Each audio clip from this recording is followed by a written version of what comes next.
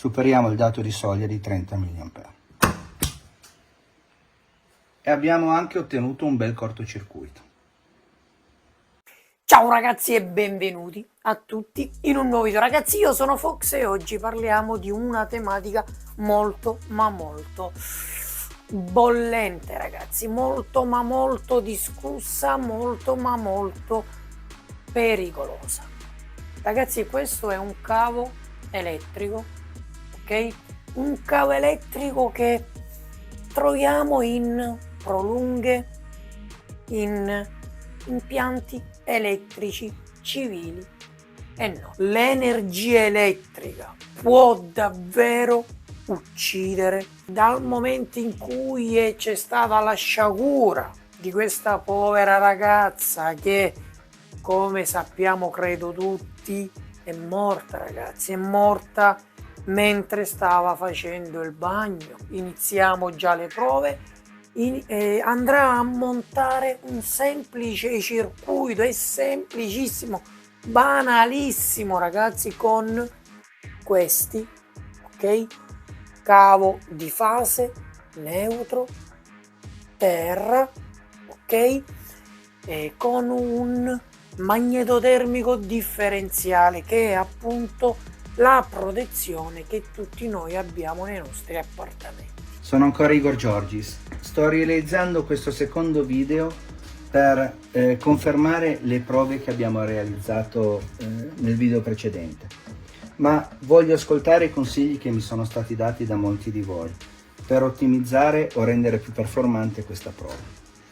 Ho appena riempito questa boule con dell'acqua Sant'Anna, un'acqua naturale, non voglio fare pubblicità naturalmente alle acque minerali, ma per dire che ho generato uno standard con il quale sappiamo di avere un dato certo almeno per l'acqua che vado a utilizzare nel test.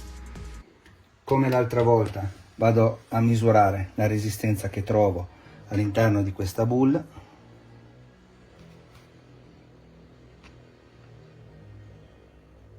e vediamo che è decisamente molto più bassa di quella che avevamo utilizzato in precedenza.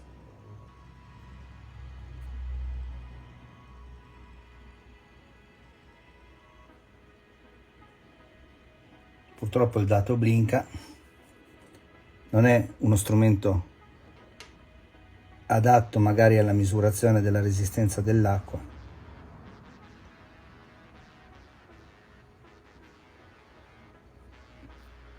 ma sappiamo che i puntali dati a questa distanza danno un valore pari a 50 kOhm.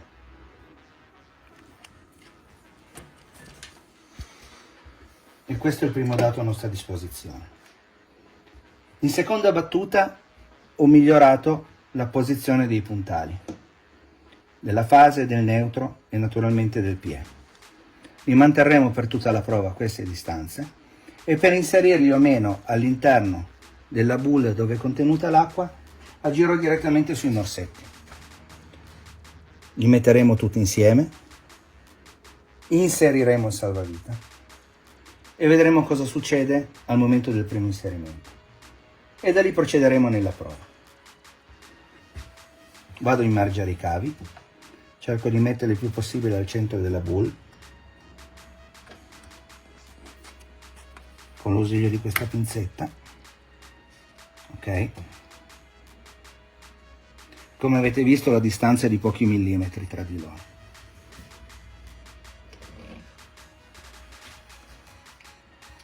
La bontà del salvavita l'abbiamo già utilizzato in precedenza, non mi ripeto.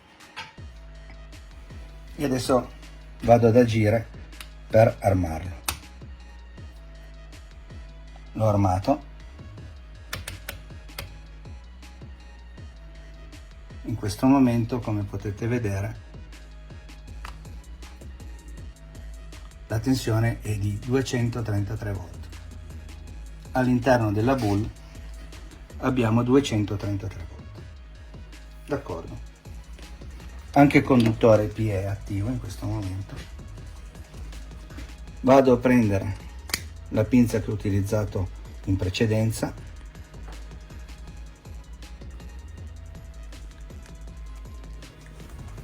sul conduttore di neutro abbiamo 13.20 mA. Cerco di tenere la pinza al centro, come giustamente mi è stato fatto notare nel video precedente, anche se ruotando all'interno della corona non è che il valore cambia enormemente, ma la forma e la sostanza a volte devono collimare, coesistere. La prova che vado a realizzare, la misurazione che vado a realizzare sul conduttore di fase è di 27.31 mA. A questo punto credo che dovremo avere i 13 mA mancanti sul conduttore, i 14 mA mancanti sul conduttore di terra, e così è. In prima istanza mi sento di dire che il salvavita da 30 mA non interviene, ma se avessimo a nostra disposizione un salvavita da 10 mA avremmo raggiunto la soglia di intervento in queste condizioni. Ma è una considerazione che non vuole dare regole di nessun genere, è una considerazione e basta, prendetela come tale. Perfetto. A questo punto farei una prova aggiuntiva. Eliminerei il conduttore di neutro dal test e lascerei quello di fase e quello di terra. L'ho eliminato, lo metto in sicurezza in modo tale che non capiti nulla, e vado a riarmare il salvavita.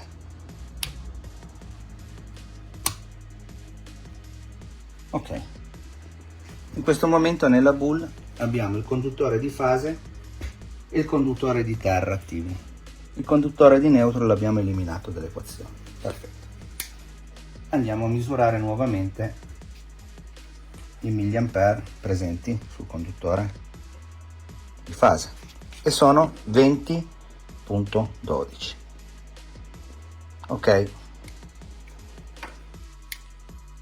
naturalmente il conduttore di neutro è stato isolato, quindi non abbiamo valori limiti da utilizzare, e abbiamo ben 19.79 mA sul conduttore di terra. Molto bene. Quindi questo è il valore che abbiamo raggiunto, escludendo il conduttore di neutro. Un valore di soglia che non è ancora sufficiente per far scattare il nostro differenziale da 30 mA, infatti lo faccio scattare io, con il tasto di prova che giustamente fatica perché non è inserito il neutro, e vado a reinserire il conduttore di neutro. Perfetto, perfetto, ok. A questo punto non ci resta da capire altro che razza di corrente abbiamo all'interno della boule, e questo lo facciamo anche qui in un modo più rozzo, ma che ci dia comunque la possibilità di capire. In prima battuta vado a collegare questa semplice spia che ha un valore di riferimento che varia dai 110 ai 230 volt in alternata. Collego il conduttore di neutro,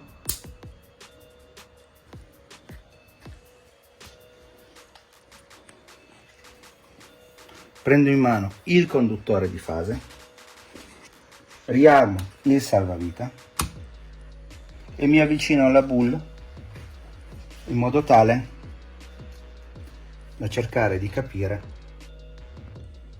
cosa posso ottenere.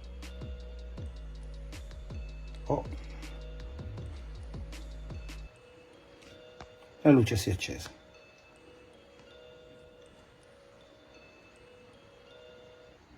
La luce si è accesa.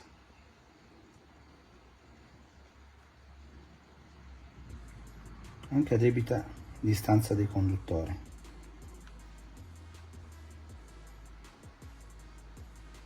Perfetto. La luce si accende. Abbiamo un valore di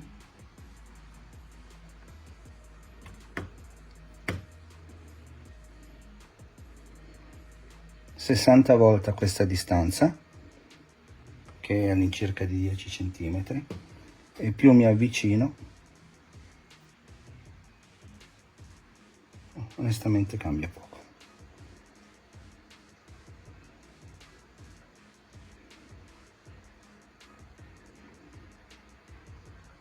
Comunque 60 volt li abbiamo tutti.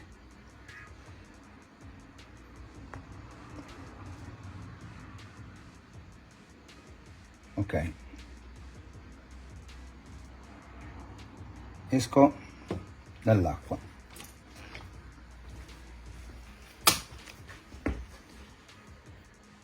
Come avete visto, sono riuscito a dare tensione ad una semplice spia. D'accordo. Escludiamo per un momento il neutro, perché è un conduttore più che efficace, quindi direi che vorrei provare un'altra cosa.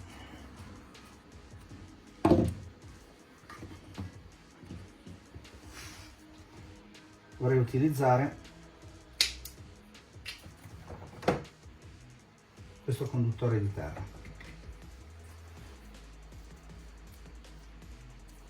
Come lo voglio utilizzare?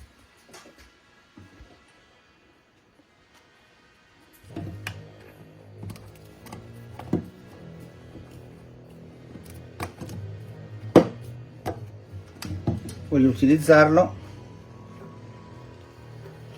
pestando un capo proprio a terra, sotto le mie scarpe.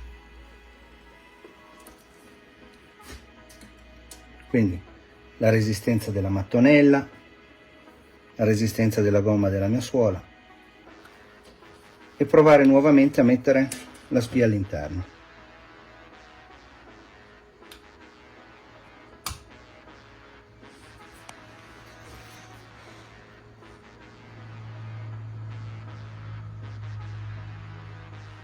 Come vedete è molto meno efficace questa corrente che stiamo facendo attraversare la spia. Si illumina a malapena, ma diamo anche un valore a questa illuminazione. Che valore ha questa corrente? Scusate, ma devo usare entrambe le mani. Abbiamo dimezzato il valore. In questo momento, utilizzando le mattonelle asciutte sotto i miei piedi, abbiamo un valore di riferimento di 32 volt in alternata.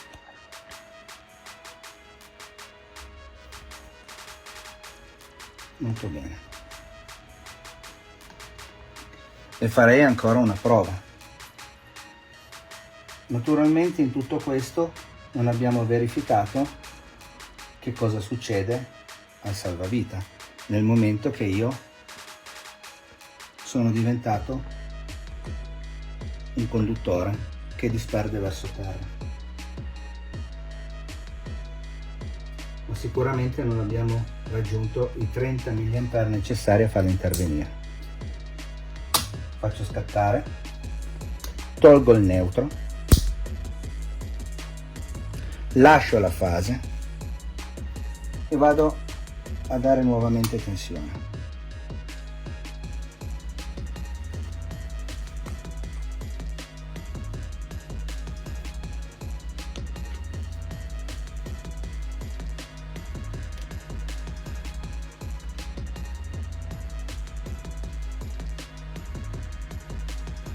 Vediamo che abbiamo 51 volt.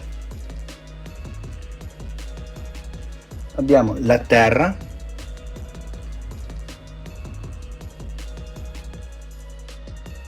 abbiamo la fase e il dispersore che ho utilizzato sul pavimento. molto bene.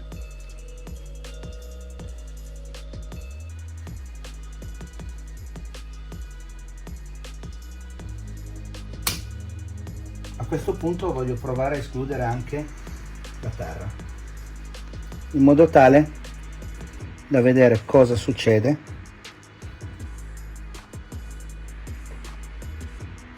se il cavo che andiamo a utilizzare per disperdere la nostra corrente sotto il pavimento può dare o meno un risultato diverso.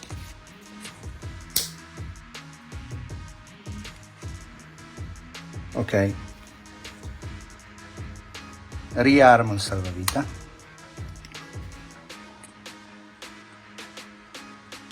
prendo nuovamente il conduttore collegato alla mia spia e lo immergo nell'acqua.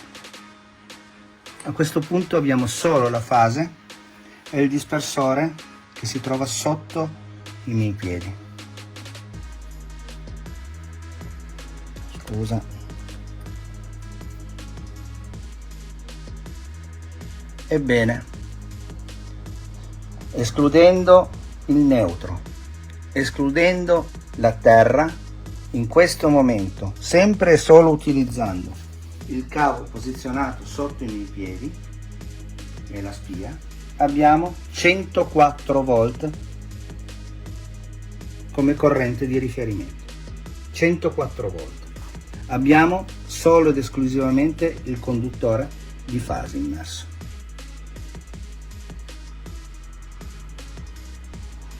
Bene,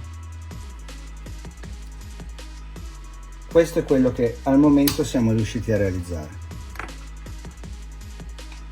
Un'ultima prova, sempre consigliata da voi, è quella di aggiungere all'interno dell'acqua. In questo punto fate attenzione, guardate cosa succede se l'acqua è inquinata di qualche sostanza che permette appunto all'acqua di trasformarsi in un vero e proprio conduttore. Come già abbiamo visto, l'acqua conduce, Guarda ora cosa accade quando andiamo a mettere il sale. E questa, ragazzi, è una prova che deve fare tanto attenzionare tutti. Tenete lontano dall'acqua tutto ciò che è elettrico, ragazzi.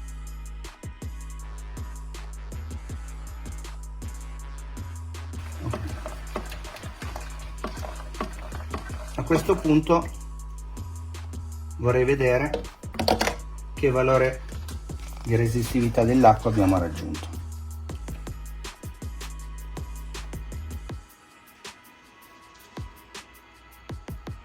Direi che si è abbassata tantissimo.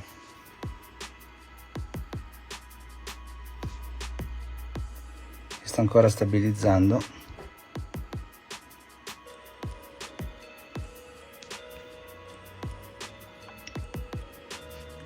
Il sale si sta ancora sciogliendo. Io aspetterei ancora qualche istante, in modo tale che la sostanza all'interno dell'acqua si stabilizzi completamente.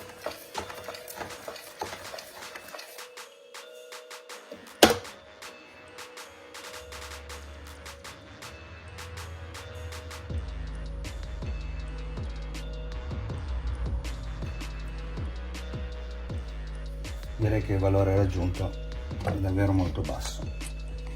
A questo punto non facciamo altro che ripristinare il conduttore di terra e il conduttore di neutro.